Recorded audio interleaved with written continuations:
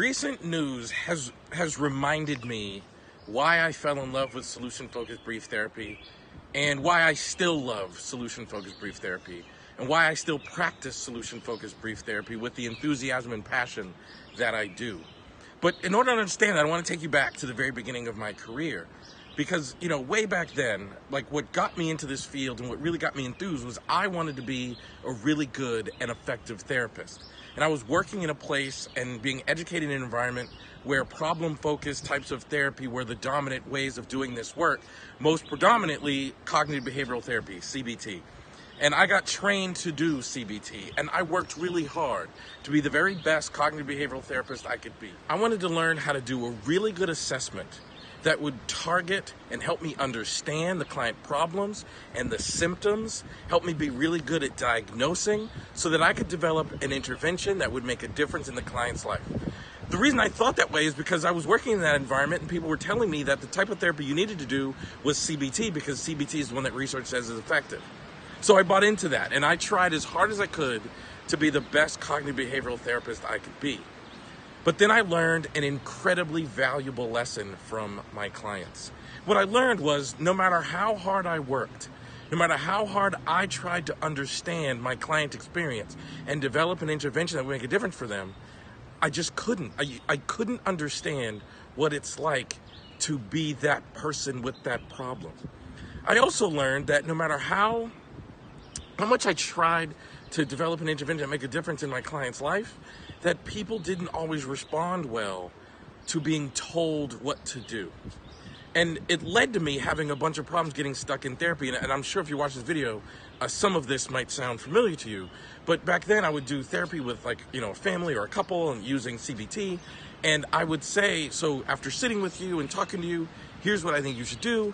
And the family would say, oh, we've already tried that, it won't work.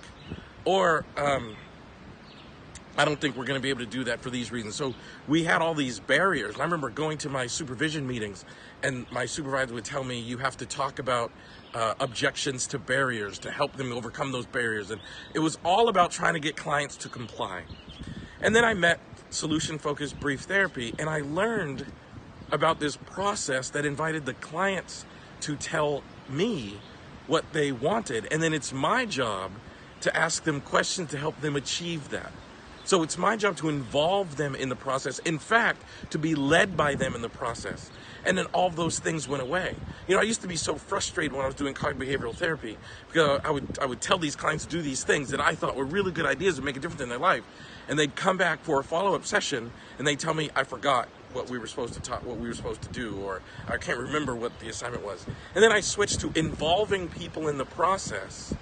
And there was this amazing thing that happened because all of those things went away. And I realized that people don't want to be told what to want to do. They want to be involved in the process. In fact, they want to lead the process. So recently when I was watching the news and I saw a story where 25 men made a legal decision on what women can do with their bodies.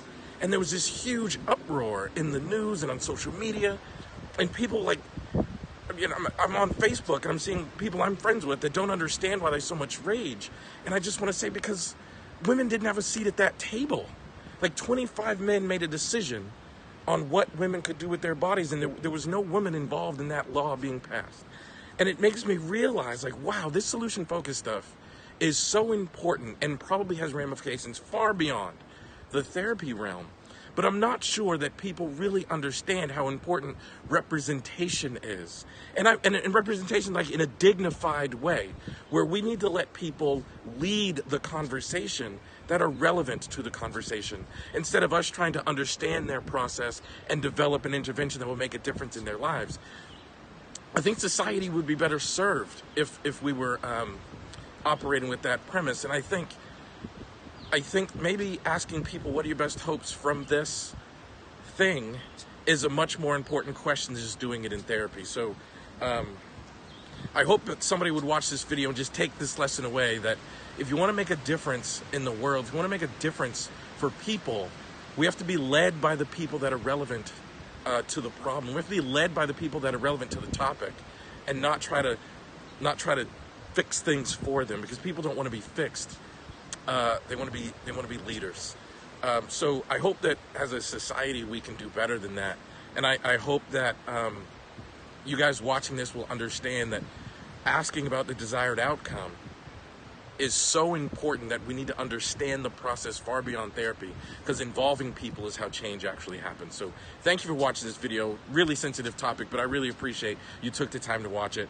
Please like this video, share it if you are so kind, and I'll see you in the next video.